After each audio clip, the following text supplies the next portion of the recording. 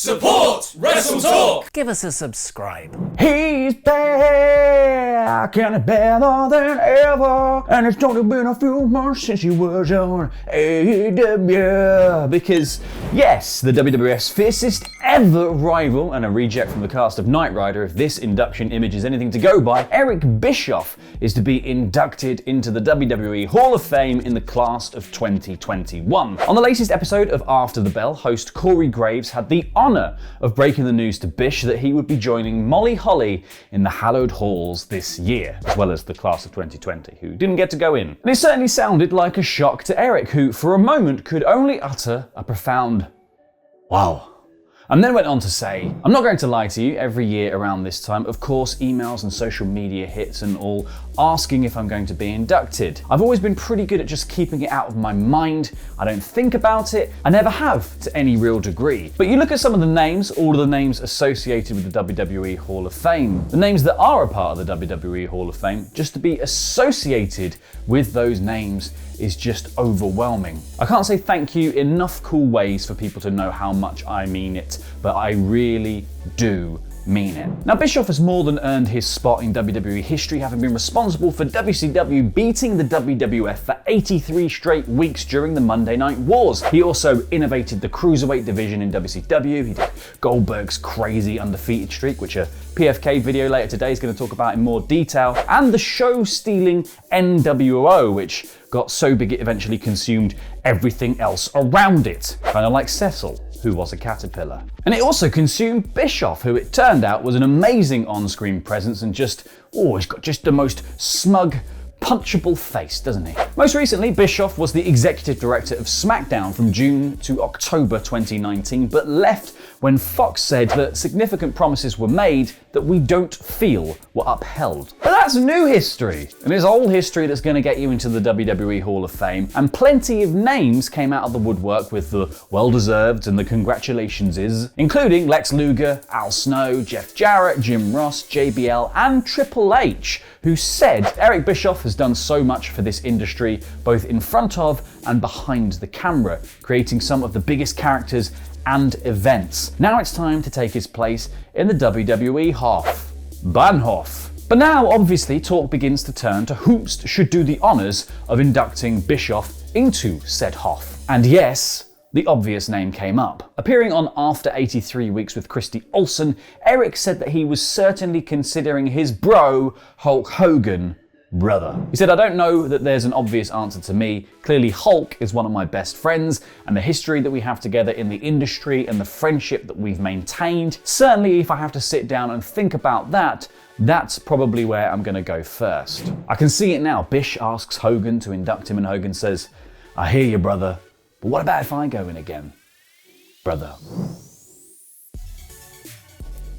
Now, WrestleMania is very soon, y'all, and obviously, though, it pales in comparison to Fastlane, the biggest show of the year. And as the first WWE show with fans in over a year, WrestleMania that is, you would expect that quite stringent health and safety guidelines would need to be in place. Well, now we know a little of what they are, as WWE has released their health and safety protocol and their liability waiver for the show. We probably don't have time or the attention span to actually go through the whole thing, but it touts increased sanitization stations. It says guests will be seated in pods that hold 1 to 6 people, which sounds very futuristic, and says guests will have their temperatures checked on entry. On the subject of masks, it says that any guests over 5 years old will be required to wear a mask that covers their mouth and nose. Masks have to be worn once the guests enter the security screening area until they leave the stadium, unless they are actively eating or drinking, which if you are watching wrestling, you are always actively drinking. That is how drinking works at wrestling shows. It also says all guests will receive a free KN95 mask upon entry, and WWE branded masks will be available for purchase at the event. Get you some of that misery business, Vince. Go on.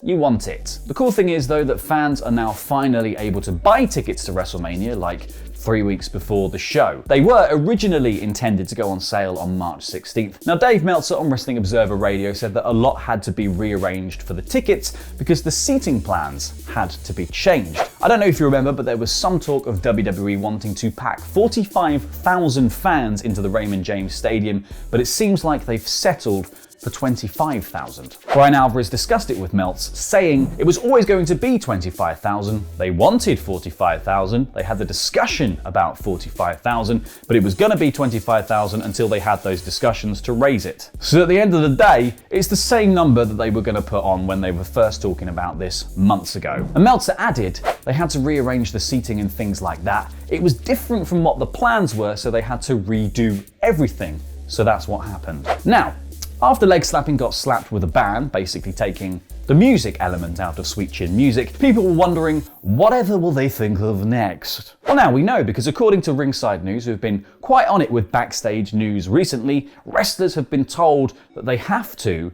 continue wrestling through the commercial breaks. Now, if you cast your mind back to the early days of the Pandy and the no-fan shows, it was revealed by accident that when we were watching the ads, the performers were just having a little break sometimes. And now all these months later, this week, WWE reportedly sent this statement through, saying, effective now, you will need to work through the commercial breaks at TV. It keeps you warmed up, it continues the in-ring story, it is practice before we go live with fans, and it is a better experience for the virtual audience. I mean, it feels like this memo, if it is true, should have gone out months and months ago. Because if the Thunderdome audience have just been watching people not wrestle during the commercials, what's the actual point?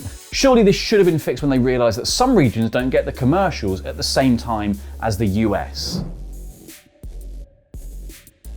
Now, earlier this week, reports emerged that there was a new COVID outbreak at the WWE Performance Center, marking the third time a major outbreak had occurred at that venue. This reportedly forced NXT to change their plans for that week's episode, with Leon Ruff versus Swerve Scott being pulled from the show and not mentioned entirely, as well as Tommaso Ciampa and Timothy Thatcher versus Imperium being changed to a singles match between Ciampa and Marcel Bartel after an angle where both Thatcher and Alexander Wolf were both attacked. But it wasn't just the on-screen talent that weren't at the show, as according to Dave Meltzer on Wrestling Observer Radio, the man in charge of NXT, Triple H himself, wasn't at the show either. Meltzer said Paul Levesque wasn't there, and he wasn't at Raw on Monday either. Not everyone tested positive, but it would also be people who were in contact with people who tested positive. Now, it hasn't been confirmed whether his absences are linked with the outbreak at the Performance Center. However, the timelines certainly do match up. And with NXT TakeOver Stand and Deliver coming soon, the first ever two-night TakeOver event, some fans may now be concerned this new outbreak may affect that show. But Meltzer on Observer Radio mentioned that it shouldn't be impacted very much, if at all. He said in theory they'll be all cleared in 10 to 14 days, so as far as TakeOver,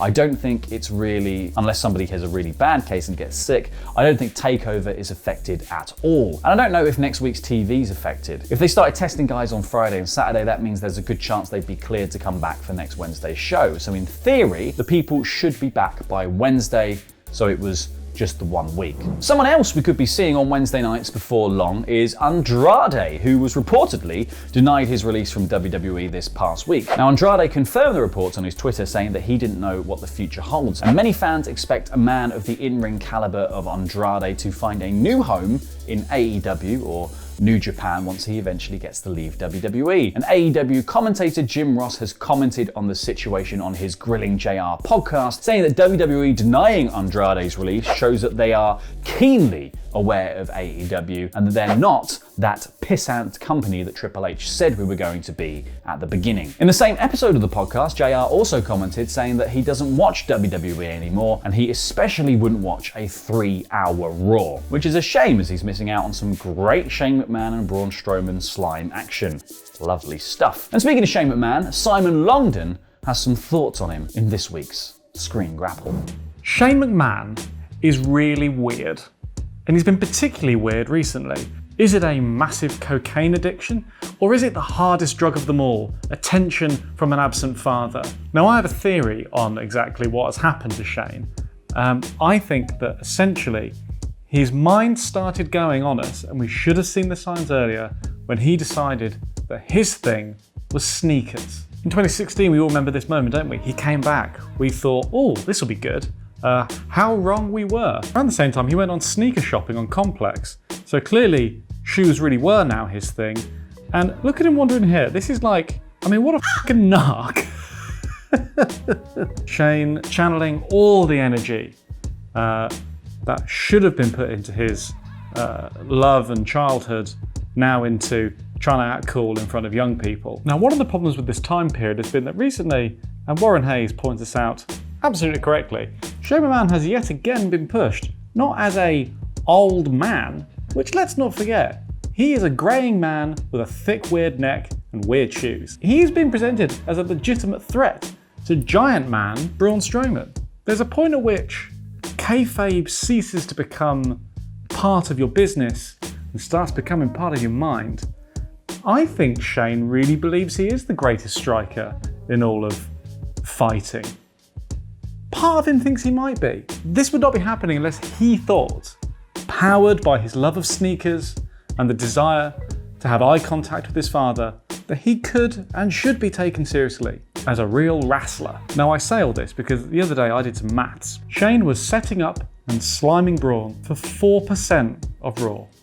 4%. 4% of 3 hours was spent watching Shane McMahon, Who Killed Roger Rabbit sliming, Nickelodeon sliming. I hate the slime. I hate it so much. But 4% of the time I was watching that happen. I think Shane has lost his mind. I think he needs to have his shoes taken from him. And until that point, wrestling will never be the same. Hey, is Goldberg actually good? That is the question that Luke Owen tries to answer in the latest Actually Good video, which you can watch right now on Parts Unknown by pressing the video to the right, and it is a much more difficult decision to come to than many of the other Actually Good videos. And you can press the video below that to find out more about Charlie Caruso's backstage heat in WWE and why she's been pulled from TV. Subscribe here for daily wrestling news. I have been El Fakador Laurie Blake, your Jam That Jampion, still to be the Jam That Jampion because Davis has been blown up. Jam that jam, jammity jammity jam jam jam, jam.